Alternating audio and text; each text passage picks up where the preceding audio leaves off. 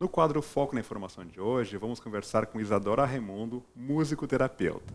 Isadora, muito obrigado por aceitar o nosso convite. Eu que agradeço, muito importante a gente poder ter essa troca. Obrigada. Legal. Isadora, o que é, afinal, musicoterapia? Bom, como a palavra mesmo já diz, né, é a utilização da música como terapia.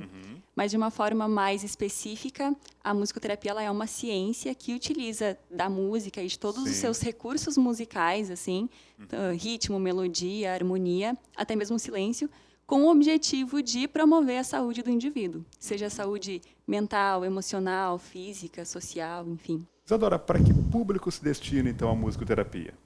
A musicoterapia, ela se destina para as pessoas que têm interesse em fazer um processo terapêutico. Mas, ultimamente, tem-se tido muitos resultados e cada vez mais pesquisas científicas falando sobre a importância e a potência da musicoterapia para pessoas com alguns tipos de transtorno do desenvolvimento, como, por exemplo, o transtorno do espectro do autismo, assim como também para questões relacionadas à neurologia, então, para idosos com algum tipo de demência ou algum acidente neurológico, né, alguma doença neurológica.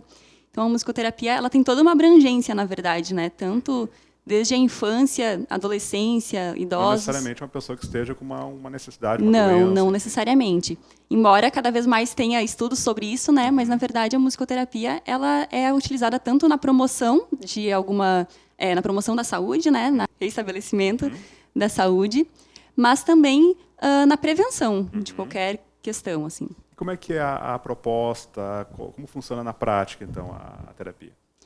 A gente primeiro faz uma entrevista inicial, né, o que a gente chama de anamnese. Então, a partir daí, a gente observa quais são as questões dessa pessoa, né, o que a gente precisa trabalhar, para então, a partir daí, a gente começar a traçar um plano terapêutico.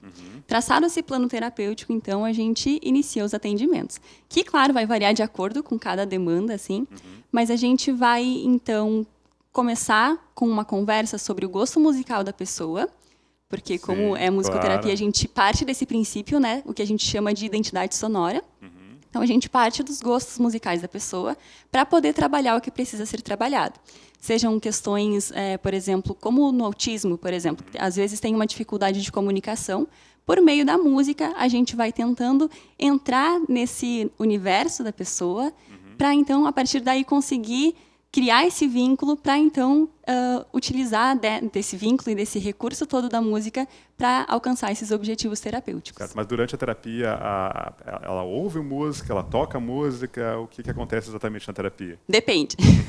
Não tem uma receita pronta, mas sim a gente utiliza tanto do fazer musical, então, e é uma terapia muito ativa. Então, assim como o paciente, a pessoa está ali fazendo música, o terapeuta também está. Então, a gente pode fazer música, tocar instrumentos, cantar. Utiliza instrumentos, enfim. Instrumentos musicais. Que tipo de instrumentos, por exemplo? Violão, tambor, chocalho. Até, na verdade, não só instrumentos musicais, mas a cadeira pode se tornar um instrumento musical, uma caixinha de fósforo pode ser. Isso. Importante é a gente entender o que a gente precisa, o que a gente quer alcançar com esse paciente, e aí a gente vai, então, utilizando os recursos necessários. Então, a gente pode ouvir música, pode dançar, pode cantar, pode fazer silêncio, porque o silêncio também nos dá, às vezes, muitas informações, né?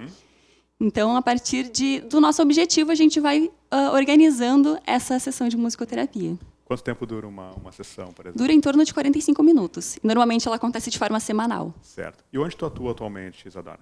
Eu atuo atualmente no CAPS, aqui de Igrejinha, e atendo também em clínica particular ou a domicílio. Certo. Então, já é um serviço oferecido pela rede pública de saúde. Sim. Recentemente, já está inserida aqui na saúde de Igrejinha. E como tu conheceu a musicoterapia? Como tu se interessou por essa área? Desde pequeno, eu sempre gostei muito de música, sempre foi algo muito presente assim na minha vida. E eu sempre gostei muito também dos aspectos relacionados ao desenvolvimento humano. Então, eu achava que eu ia fazer psicologia e, paralelo a isso, estudar música. Então, era o que eu imaginava. E aí, então, eu fazia aula de violino em São Leopoldo, numa instituição chamada Este. E lá, fazendo aula de violino, ouvi falar a palavra musicoterapia. E aquilo me chamou a atenção. Eu pensei, não pode ser, né? É algo que une a música com a terapia. Eu não sabia que existia, né? E aí, então, fui me informar e realmente descobri a formação de musicoterapia, que é uma graduação. E aí, não tive dúvida. Terminei o meu ensino médio aqui em Igrejinha e aí me mudei para São Leopoldo para poder fazer a formação. E como é que é a formação do musicoterapeuta? Onde que pode ter essa formação? É uma formação de curso superior ou técnica? Sim, é superior. Aqui no Brasil, o musicoterapeuta é a pessoa que faz graduação em musicoterapia ou então especialização em musicoterapia, reconhecida pelo MEC e pela UBAN, que é a União Brasileira das Associações de Musicoterapia. Então, precisa dos dois reconhecimentos para poder, então, se formar. E depois de formado, precisa estar vinculado à associação do seu estado para, então, poder atuar. Existe uma associação Sim, estadual, regulamentada, enfim. Isso. A profissão em si não é regulamentada ainda, mas existem esses órgãos que nos norteiam, né? Certo. E aonde que existem cursos hoje para quem deseja estudar musicoterapia? Aqui no Rio Grande do Sul, a única graduação de musicoterapia é em São Leopoldo, na Faculdade Zeste. E todas as outras formações que são oferecidas em outros estados também estão disponíveis na internet para mais informações no site da UBAN, que é o que nos rege, né, na profissão de musicoterapia. Certo. O site é UBAN. É UBAN, é União Brasileira das Associações de Musicoterapia. Certo. E existem bastante, um número hoje significativo de musicoterapeutas no estado. Tu sabe da região aqui, existem consultórios ou outras cidades que oferecem também na rede pública? Olha, somos relativamente poucos. A gente brinca que somos raros, porque ainda são poucas as pessoas os lugares que oferecem, né, a formação, principalmente aqui no Rio Grande do Sul, que é só uma instituição, mas tem crescido cada vez mais. E ainda bem, porque a demanda é bem grande. Assim. E quais são hoje os estudos sobre o resultado da musicoterapia no tratamento, por exemplo, de pessoas com deficiência, na reabilitação, autismo, enfim? Tem cada vez mais estudos científicos comprovando a eficácia da musicoterapia. A musicoterapia, justamente por utilizar a música, que é algo tão abrangente, assim, né? A música, ela tem vários elementos, né? O ritmo, melodia, harmonia.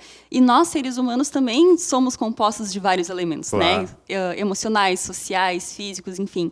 Então, a música, de uma forma parecida com a gente, ela cria essa conexão com o ser humano, né? Então, por meio da música, a gente consegue acessar vários aspectos, assim. Claro que não existe uma receita pronta, assim, ou algo que vá fazer as coisas acontecerem de uma hora para outra. É todo um processo terapêutico, né? Mas a musicoterapia, então, ela pode auxiliar tanto nas pessoas que têm alguma dificuldade social, alguma dificuldade de comunicação. Ela ajuda também nas questões de linguagem, de fala, né? Da comunicação como um todo. Nas questões também mentais, a música já se sabe que ela ativa também alguns neurotransmissores e, inclusive, ela ativa alguns hormônios que são responsáveis pela sensação de bem-estar. Então, a musicoterapia também, utilizada, né, de uma forma por um profissional, musicoterapeuta, ela proporciona essas sensações de bem-estar. Assim como também a gente atua muito na reabilitação neurológica, reabilitação física, com crianças, com adultos, idosos, enfim. Incrível. E aqui, nos lugares onde tu atende, qual é o teu público majoritário? Assim, que tipo de pessoas? Crianças, adultos, reabilitação, enfim, autistas? Principalmente eu trabalho com pessoas com autismo. Atualmente trabalho principalmente com crianças e adolescentes com autismo, mas também trabalho bastante com gestantes e com famílias, com casais. Já uma preparação na gestação ali, também um trabalho de musicoterapia, né? Sim.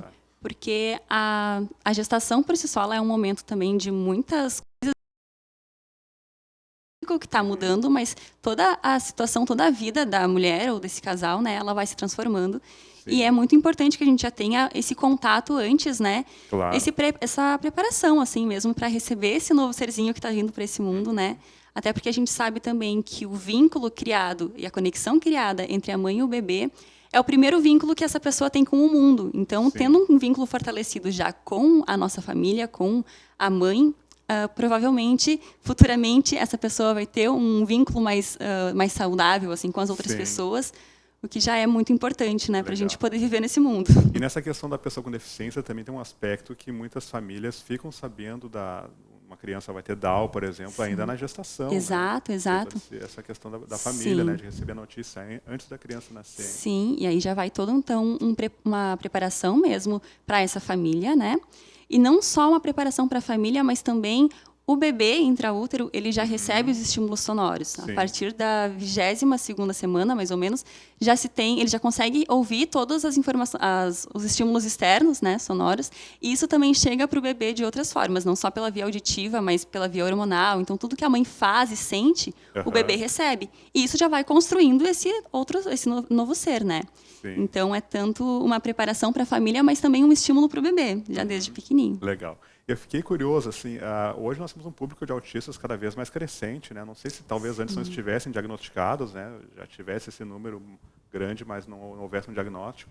Mas como funciona, por exemplo, para o autista esse tratamento, ou essa terapia, então, com musicoterapia?